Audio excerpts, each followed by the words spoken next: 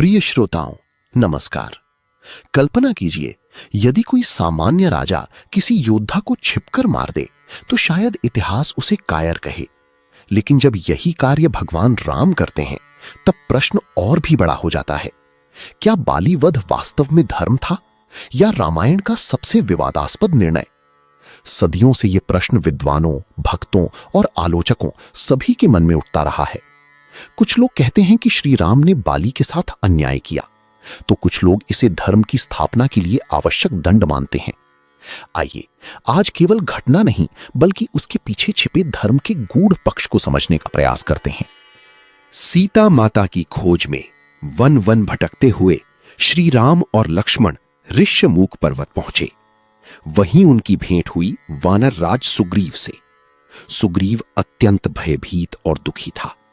उसकी आंखों में केवल भय ही नहीं अपितु गहरा अपमान भी दिखाई देता था। उसने श्री राम को अपनी व्यथा सुनाई।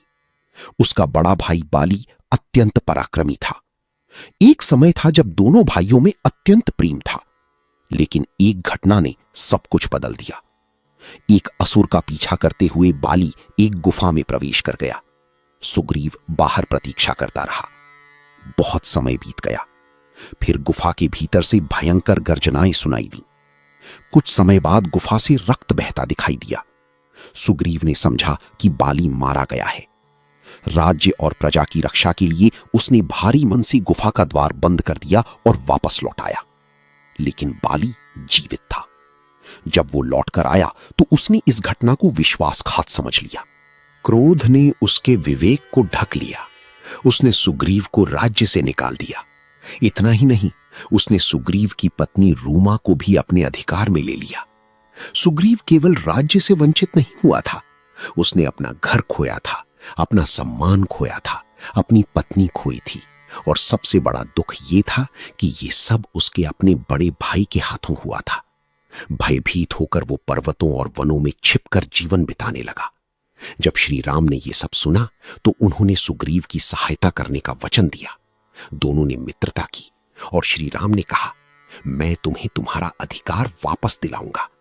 सुग्रीव को वर्षों बाद आशा की एक किरण दिखाई दी। सुग्रीव ने बाली को युद्ध के लिए ललकारा। बाली क्रोध में भरकर बाहर आया। दोनों भाइयों के बीच भयंकर युद्ध आरंभ हो गया। लेकिन दोनों का रूप, आकार और युद्ध शैली इतनी समान थी कि श्री राम उन्हें पहचान नहीं पाए। उन्होंने बाण नहीं चलाया। सुग्रीव घायल होकर वापस लौटा।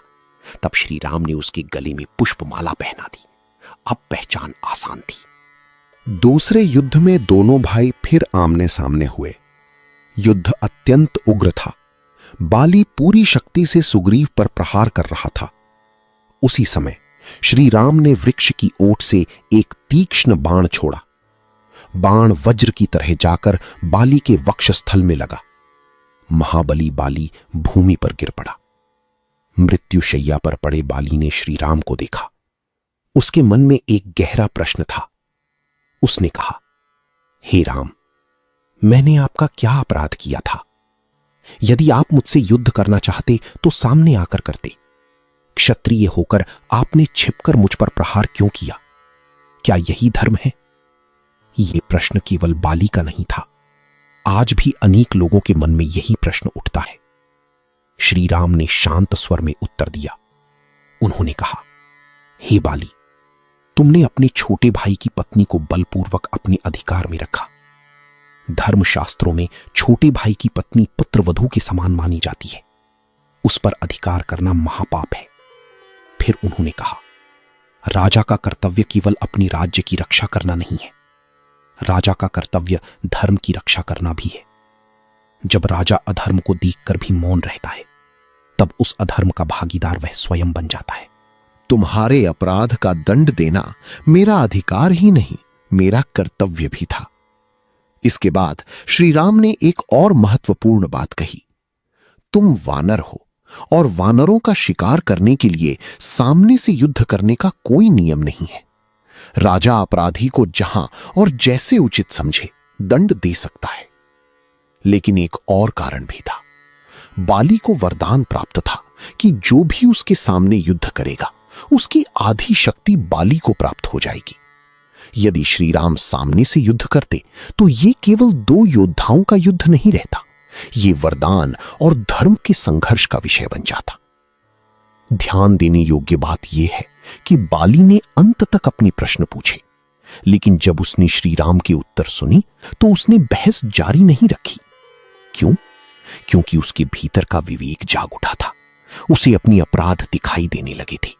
उसे समझ में आने लगा था कि उसका पतन उस दिन आरंभ हो गया था जब उसने अपने भाई के अधिकार और उसकी पत्नी की मर्यादा का हनन किया था।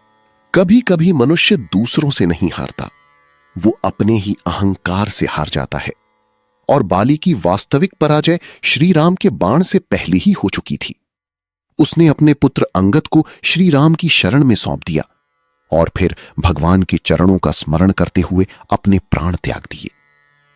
यह प्रसंग केवल बाली वध की कथा नहीं है, यह हमें बताता है कि धर्म केवल बाहरी नियमों का पालन नहीं है। कभी कभी हम किसी एक घटना को देखकर निर्णय कर लेते हैं, लेकिन उसके पीछे छिपे कारणों को नहीं समझते। बाली अत्यंत वीर था, उसके पास अद्भुत शक्ति थी, लेकिन वीरता के साथ विनम्रता और मर्यादा भी आवश्यक है।